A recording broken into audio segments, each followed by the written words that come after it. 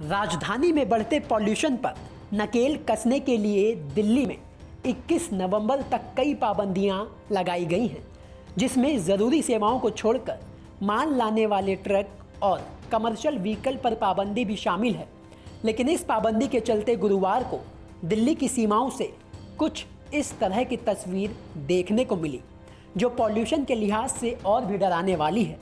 ये नोएडा दिल्ली को जोड़ने वाला कालिंदी कुंज बॉर्डर है। तस्वीरों में आप देख सकते हैं कि बैन के बावजूद दिल्ली में ट्रक घुसने की वजह से लंबा जाम लग गया। कुछ इसी तरह की तस्वीर दिल्ली से सटे गुरुग्राम दिल्ली बॉर्डर पर भी देखने को मिली, जहां ट्रकों की लंबी कतार देखी गई। यानी एक तरफ दिल्ली में पॉल्यूशन को कम करने के लिए जो फैसले लिए गए हैं, उससे दिल्ली से सटे इलाकों में रह रहे लोगों को परेशानी का सामना करना पड़ रहा है, तो वहीं दूसरी तरफ दिल्ली के अंदर लगाई गई कमर्शियल व्हीकल पर पाबंदी में ढील दी गई है।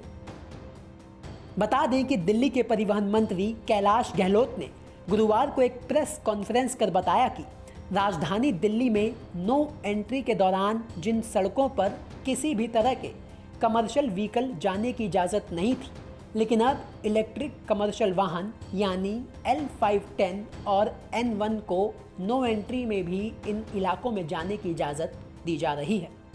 जो अलग अलग हमारी मेजर रोड्स हैं, लगभग 250 के आसपास ऐसी रोड्स हैं जिसमें जब नो एंट्री होती है तो कोई भी कमर्शियल व्हीकल वो उसमें नहीं जा पाता है।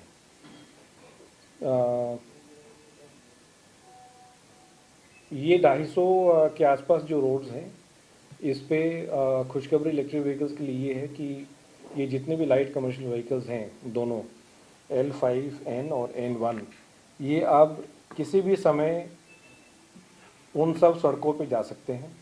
उनको नो एंट्री खुलने का इंतज़ार करने की कोई ज़रूरत नहीं है।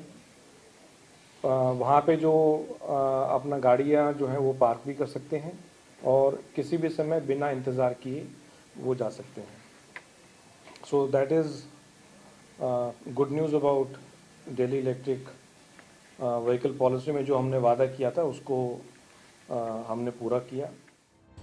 यानी सरकार के इस फैसले के बाद नो एंट्री के दौरान जिन 250 सड़कों पर कमर्शियल व्हीकल के आवाजाही की मनाही थी, इस फैसले के बाद अब L510 और N1 जैसे वाहन जिसमें छोटा हाथी या लाइट कमर्शियल व्हीकल आते हैं, नो एंट्री के दौरान इन सड़कों पर चल सकते हैं और अपने वाहन को पार्क भी कर सकते हैं।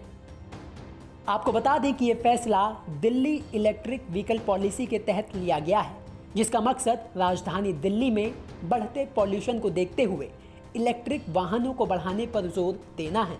जिसके बारे में बताते हुए कैलाश गहलोत ने कहा कि दिल्ली सरकार का लक्ष्य साल 2024 तक दिल्ली की सड़कों पर 25% इलेक्ट्रिक वाहन करने का है। दिल्ली में जब इस पॉलिसी को लॉन्च किया गया था, तब दिल्ली में मात्र 46 इलेक्ट्रिक वाहन थे, लेकिन अब 1054 वाहन रजिस्टर्ड हैं।